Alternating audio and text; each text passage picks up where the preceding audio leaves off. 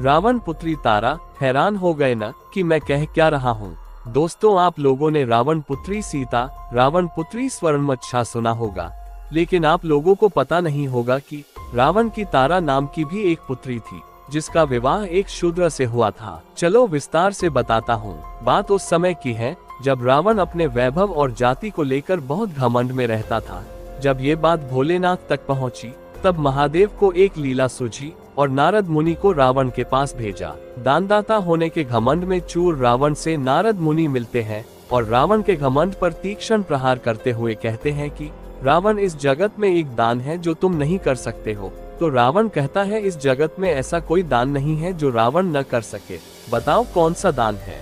तब नारद मुनि कहते हैं कि इस जगत में सबसे बड़ा दान है कन्यादान, जो तुम नहीं कर सकते हो। तब रावण का घमंड गलने लगता है और शर्मिंदा हो जाता है।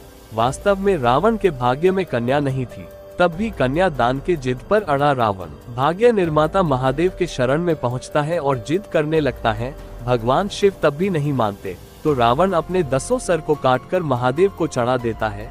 तब महादेव माता आदि शक्ति के 10 महाविद्याओं में से एक विद्या को पुत्री रूप में प्राप्त करने को कहते हैं। तब रावण माता के तारा स्वरूप को पुत्री रूप में प्राप्त करता है। कहा जाता है कि माता तारा प्रथम बार रावण के यहाँ अवतरित हुई थी।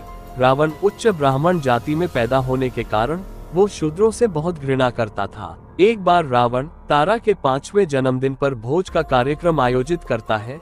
ऋषि मुनियों और ब्राह्मणों को भोज हेतु आमंत्रित किया होता है। ऋषियों के बीच एक बालक भी भोजन कर रहा होता है। जब रावण को पता चलता है कि वो बालक शूद्र जाति से है, तो वह उसे दुत्कारने लगता है। तब ऋषि रावण को बालक का अपमान करने से मना करते हैं। रावण उनकी भी नहीं सुनता। तब नारद वहां पहुंचते हैं और रावण से अपने तप के अनुभव का दावा करते हुए कहते हैं कि एक समय तुम इसी शूद्र बालक का पैर धोगे, जिससे रावण उस बालक को समुद्र में फेंकवा देता है। जब तारा बड़ी हो जाती है, तब वह गोगा नरेश के पुत्र भीमादेव से मिलती है, जिससे उसे प्रेम हो जाता है। एक बार भीमादेव तारा की कुछ कबीलों वालों से रक्षा करते हैं, जिससे उनका प्रेम और गहरा हो जाता है। एक बार रावण तारा का स्वयंवर आयोजन करता है, जिसमें गोगा नरेश के पुत्र भीमादेव को भी आमंत्रित किया जाता है। तारा सभा में उपस्थित एक से बढ़कर एक राजाओं को नजरअंदाज करके वरमाला भीमादेव को पहनाती है। तब दोनों के विवाह की रस्में प्रारंभ हो जाते हैं। तब रावण अपने दामाद भीमादेव का चरण धोने लगता है। वहां नारद जी भी उपस्थित होते हैं। तब रावण नारद जी के तप के अनुभव का मजाक उड़ाते हुए कहते हैं कि मुनिवर, आपकी भविष्यवाणी मिथ्या साबित हुई। फिर नारद जी कहते हैं कि मैं उस समय भी सही था, अब भी सही हूँ। रावण आश्चर्यचकित हो जाता है। तब नारद मुनि यह बात उस बालक से पूछने को कहते हैं।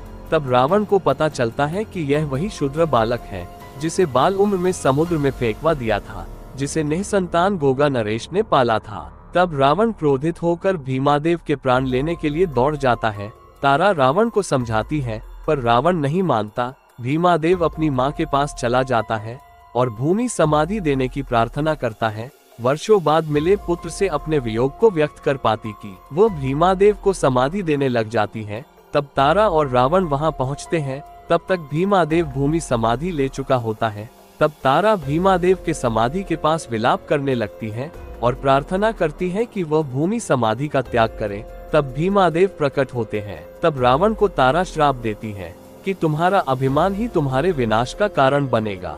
तब भीमादेव अपने वास्तविक स्वरूप में प्रकट होते हैं।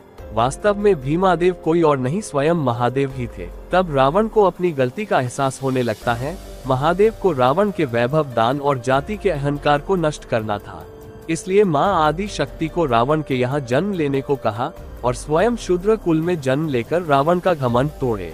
वीडियो कैसी लगी? अच्छी लगी हो तो हमारे चैनल को सब्सक्राइब करें और बेल आइकन को क्लिक करना ना भूलें। तो अगले वीडियो में मिलते हैं।